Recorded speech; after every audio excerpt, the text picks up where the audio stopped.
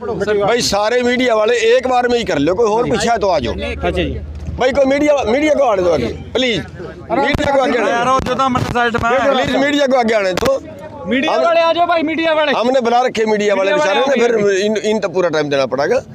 भाई आप देखिए, टोल प्लाजा जो टोल फ्री करवाने का हमारा प्रोग्राम था वो इसलिए था कि पूरे देश को कारपोरेट खरीद रहा है और सरकार उनसे मिली हुई है। मतलब अगर थानेदार और चोर दोनों मिल जाएं तो फिर चोरी करने से कोई रोक नहीं सकता। वही हाल हो रहा है कि जगह जगह पे टोल, जगह जगह पे टोल, 3 बार टैक्स है।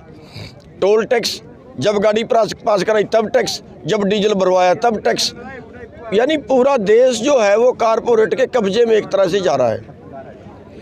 पूरे बैंक खरीद लिए, पूरे कंपनियां खरीद ली, और बंदरगाहें खरीद ली, रेलें खरीद ली। मतलब उसका एक विरोध है, कारपोरेट वर्सेस जनता हो गई है।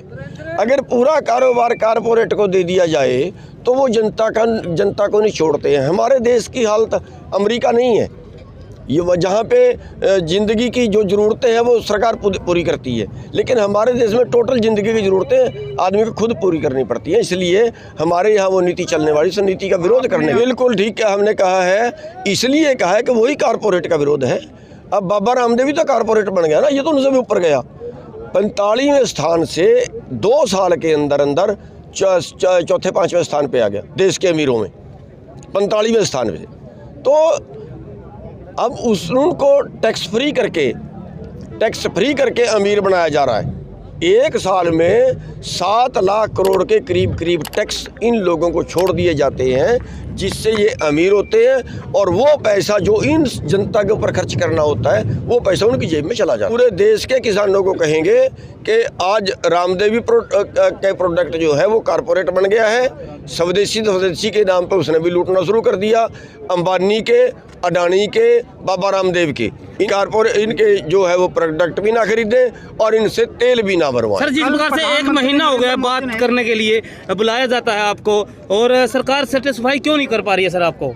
देखिए, सरकार सेटिस्फाई करने के लिए, क्योंकि अगर वो सेटिस्फाई करती है तो उसके जो फैसले हैं वो कारपोरेट के विरुद्ध जाते हैं। उसके मित्र अंबानी, अडानी जैसे लोग जो उनके विरुद्ध जाते हैं, और उनके विरुद्ध जाने से जो है वो उनका नुकसान होता है, इसलिए उनकी हिम्मत नहीं है। जिस प्रकार से आपने जियो का और बाबा रामदेव का जो प्रोडक्ट का बायोकाट किया था, कितना असर देखने को मिल रहा है और कितना सरकार के ऊपर असर मिल रहा है? बहुत अच्छा असर देखने को मिल रहा है, बहुत अच्छा उसका फर्क जा रहा है।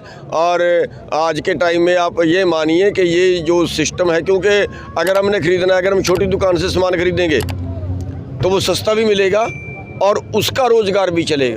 अगर हम वही चीज़ एक बड़े मॉल से खरीदते हैं कंपनी के से, वो पैसा भी एक आदमी के पास जाएगा और उसका ज़्यादा लुटेगा भी आदमी वहाँ। सर, जिस प्रकार से वहाँ पर सहयोग दिया जा रहा है किसानों के द्वारा, काजू बादाम भी बांटे जा रहे हैं, लेकिन कुछ लोग कहते हैं या सरकार के लोग कहते हैं कि वहाँ पर काजू बादाम बांटे जा रहे हैं तो वो किसान नहीं है। क्या कहना चाहोगे सर? और उनके बाप है वो, कौन है? और वो सारे, अरे भाई मेरे को एक बात बताइए कि अगर कोई आदमी वहाँ पे काजू बादाम बांटता है तो इनके पेट में दर्द होता है। वो काजू बादाम, ये तो तरह तरह के इल्जाम लगाने पे खड़ गए हमें। हाँ, पहली बात तो हम ये कहते हैं कि ये भीख हमें नहीं चाहिए, अपनी वापस मंगा ले, एक बात। दूसरी बात, मैं ये जानना चाहता हूँ कि उसकी एडवर्टाइजमेंट कितनी बार करेंगे?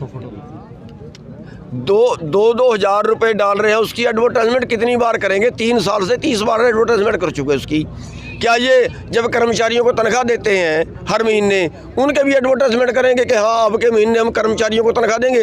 अरे हमारे तो फसल के पैसे नहीं होते, तब भी हमारे ऊपर आसान मारते हैं कि किसान की फसल के पैसे रिलीज, तब भी आसान मारते हैं।